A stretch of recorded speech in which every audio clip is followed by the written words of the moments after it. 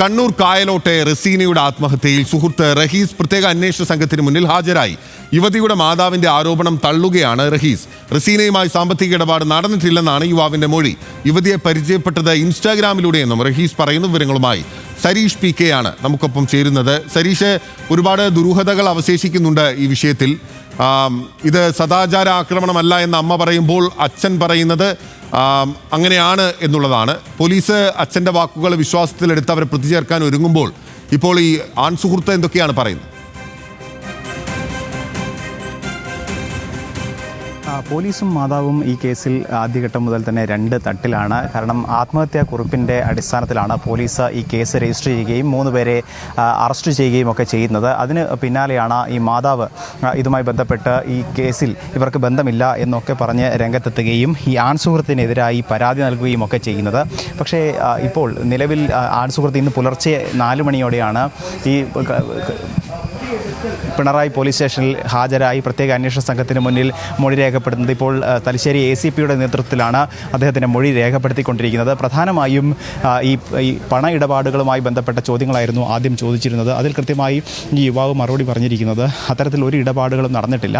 3.5 വർഷം മുൻപ് ഇൻസ്റ്റാഗ്രാമിലൂടെയാണ് ഈ യുവതിയെ പരിചയപ്പെടുന്നത്. പക്ഷേ പിന്നീട് അതുമായി ബന്ധപ്പെട്ട് അല്ലെങ്കിൽ അത്തരത്തിലുള്ളൊരു ഇടപെടലുകളോ സാമ്പത്തികമായ ഇടപെടലോ ഒന്നും തന്നെ ഉണ്ടായിട്ടില്ല എന്നുള്ള കാര്യമാണ് ഇപ്പോൾ പോലീസിന് നൽകിയിരിക്കുന്നത്. ഈ മാതാവ് കൃത്യമായി പറഞ്ഞിരുന്നത് 41 പവൻ സ്വർണം, ഈ പെൺകുട്ടിയുടെ 41 പവൻ സ്വർണം തട്ടിയെടുത്തത് ഈ ആൺകുട്ടി അല്ലെങ്കിൽ ഈ ആൺസുഹൃത്താണ്.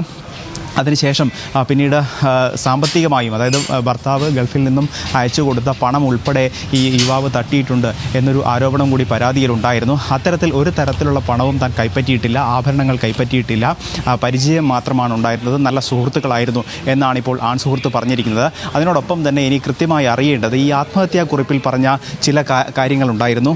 ആ കാര്യത്തിൽ ചില വ്യക്തത വരേണ്ടത് എത്രത്തോളം അന്ന് ആക്രമണം നടന്നിട്ടുണ്ടോ, അതോടൊപ്പം തന്നെ ഈ ആൾക്കൂട്ട വിചാരണ നടന്നിട്ടുണ്ടോ, ഈ പെൺകുട്ടി ആ സമയത്ത് ഉണ്ടായിരുന്നു. അതോടൊപ്പം തന്നെ ഈ പ്രതികൾക്കപ്പുറത്തേക്ക് നിലവിൽ 3 SDPI പ്രവർത്തകരാണ് അറസ്റ്റിലായിട്ടുള്ളത്. അപ്പോൾ ഈ പ്രതികൾക്കപ്പുറത്തേക്ക് എത്ര പേർ ആ സംഭവ സ്ഥലത്ത് ഉണ്ടായിരുന്നു, അതോടൊപ്പം തന്നെ എന്തൊക്കെയാണ് ഇവർ അന്ന് ചോദിച്ചിരുന്നത്, അതോടൊപ്പം SDPI ഓഫീസിലേക്ക് എത്തിച്ചത് എന്തിനാണ്, അതോടൊപ്പം അവിടെ എന്തൊക്കെയാണ് നടന്നത്, ബന്ധുക്കളെ വിളിച്ചു വരുത്തിയത് ആരാണ് തുടങ്ങിയ കാര്യങ്ങളിലൊക്കെ വ്യക്തത വരേണ്ടതുണ്ട്. ആ കാര്യങ്ങളൊക്കെയാണ് ഇപ്പോൾ ചോദിച്ചുകൊണ്ടിരിക്കുന്നത്. എന്തായാലും അന്വേഷണ ഉദ്യോഗസ്ഥർ കൃത്യമായി ഈ ആത്മഹത്യാ കുറിപ്പിൻ്റെ അടിസ്ഥാനത്തിൽ തന്നെയാണ്. കാരണം മറ്റ് തെളിവുകൾ നിലവിൽ ശേഖരിക്കാൻ പോലീസിന് സാധിച്ചിട്ടില്ല. അല്ലെങ്കിൽ ഈ മാതാവ് നിലവിൽ ഈ പെൺകുട്ടിയുടെ മാതാവ് ആരോപിക്കുന്നതിന് സമാനമായ അല്ലെങ്കിൽ ഏതെങ്കിലും തരത്തിലുള്ള തെളിവ് നിലവിൽ അന്വേഷണ സംഘത്തിന് ഇതുവരെ ശേഖരിക്കാൻ സാധിച്ചിട്ടുമില്ല. അതുകൊണ്ട് തന്നെ ആത്മഹത്യാ കുറിപ്പ് കൃത്യമായൊരു തെളിവായി മുന്നോട്ട് വെച്ചാണ് അന്വേഷണം മുന്നോട്ട് പോകുന്നത്. അതിൽ കൃത്യമായി ആത്മഹത്യാ കുറിപ്പിൽ ഈ ആൺസുഹൃത്തിനെ കൃത്യമായി ന്യായീകരിക്കുന്ന ചില വാക്കുകൾ കൂടി ഉണ്ടായിരുന്നു. കാരണം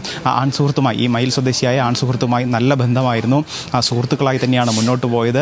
ഒരു തരത്തിലും തൻ്റെ മരണത്തിൽ അല്ലെങ്കിൽ ആത്മഹത്യയിൽ ഈ ആൺസുഹൃത്തിന് ബന്ധമില്ല എന്ന് കൃത്യമായി ആത്മഹത്യാക്കുറിപ്പിൽ പറയുന്നുണ്ട്. അതുകൊണ്ട് തന്നെ പ്രാഥമിക തെളിവ് എന്ന രീതിയിൽ ആ ആത്മഹത്യാക്കുറിപ്പ് മുൻനിർത്തി മാത്രമേ അന്വേഷണം മുന്നോട്ട് കൊണ്ടുപോകാനാവുള്ളൂ. അതുകൊണ്ട് തന്നെ മാതാവിൻ്റെ പരാതിയിൽ ഏതെങ്കിലും രീതിയിൽ അറസ്റ്റിലേക്ക് പോകാനുള്ള സാധ്യത വിരളമാണ്. പക്ഷേ ഈ യുവാവിൻ്റെ സാമ്പത്തിക ഇടപാടുമായി ബന്ധപ്പെട്ടും അതോടൊപ്പം തന്നെ യുവതിയുടെ ബാങ്ക് ഇടപാടുകൾ, അതോടൊപ്പം തന്നെ സ്വർണം ഉൾപ്പെടെയുള്ളവ പണയം വെച്ചിട്ടുണ്ടോ, നഷ്ടമായിട്ടുണ്ടോ തുടങ്ങിയ കാര്യങ്ങളിലൊക്കെ പരിശോധന നടത്തേണ്ടതുണ്ട്. അങ്ങനെ നടത്തിയാൽ മാത്രമേ ഏതെങ്കിലും രീതിയിൽ ഈ പറയുന്ന അല്ലെങ്കിൽ മാതാവിൻ്റെ ആരോപണങ്ങളിൽ വസ്തുതയുണ്ടോ എന്ന കാര്യത്തിൽ ഈ ഫൈൻഡിങ്ങിലേക്ക് എത്താനാവുകയുള്ളൂ. എന്തായാലും ഏറ്റവും നിർണായകമായ ഒരു ചോദ്യം ചെയ്യൽ. കാരണം ആദ്യഘട്ടത്തിൽ മുതൽ ഈ ചൊവ്വാഴ്ചയാണ് ഈ പെൺകുട്ടി ആത്മഹത്യ ചെയ്യുന്നത്. അതിനുശേഷം ഇത്തരത്തിലൊരു ഈ തെളിവ് അല്ലെങ്കിൽ ആത്മഹത്യാ കുറിപ്പ് കണ്ടെത്തിയതിന് പിന്നാലെ ഈ ആൺസുഹൃത്തിനെ കേന്ദ്രീകരിച്ചായിരുന്നു ആദ്യഘട്ടത്തിൽ അന്വേഷണം നടന്നത്. പക്ഷേ അദ്ദേഹത്തെ കണ്ടെത്താൻ സാധിച്ചിരുന്നില്ല.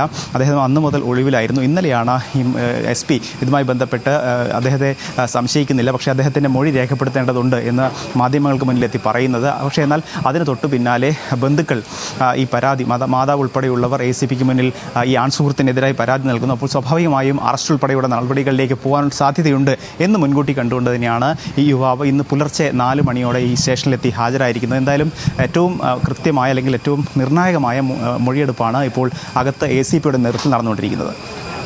ഓക്കെ, ഏറ്റവും പ്രധാനപ്പെട്ട മൊഴിയെടുപ്പാണ്, നിർണായകമായ മൊഴിയെടുപ്പാണ് ഇപ്പോൾ നടന്നുകൊണ്ടിരിക്കുന്നത്. ACPയുടെ നേതൃത്വത്തിലാണ്. അമ്മയുടെ ആരോപണം തള്ളിക്കൊണ്ട് സദാചാര വിചാരണ തന്നെയാണ് യുവതിയുടെ ആത്മഹത്യയിലേക്ക് നയിച്ചത് എന്ന നിഗമനത്തിലേക്കാണ് പോലീസ് എത്തിച്ചേരുകയും ചെയ്തിട്ടുള്ളത്. അതിനുള്ള മൊഴികൾ ഉൾപ്പെടെ ലഭിച്ചിരിക്കുകയാണ്. ആൺ സുഹൃത്തിൻ്റെ മൊഴിയും ഇതിനെ സാധൂകരിക്കുന്ന തരത്തിലാണ്. എന്തായാലും ആൺ സുഹൃത്ത് റഹീസ് ഇപ്പോൾ ഹാജരായിരിക്കുകയാണ്. നിരവധി അഭ്യൂഹങ്ങൾ ഈ വിഷയവുമായി ബന്ധപ്പെട്ട് നടക്കുകയാണ്. റസീനയുടെ ആത്മഹത്യയുമായി ബന്ധപ്പെട്ടുകൊണ്ട്. അപ്പോൾ അമ്മ തന്നെ ഒരു ആരോപണം ഉണ്ടാക്കുമ്പോൾ അതിന് കൃത്യമായ തെളിവുകളുടെ അടിസ്ഥാനത്തിൽ മാത്രമേ പോലീസിന് ഒരു അന്തിമ നിഗമനത്തിലേക്ക് എത്താൻ സാധിക്കുകയുള്ളൂ. കൂടുതൽ അറസ്റ്റുകൾ ഉൾപ്പെടെ ഉണ്ടാകുമോ എന്നുള്ളത് വരും മണിക്കൂറുകളിൽ കാണാം.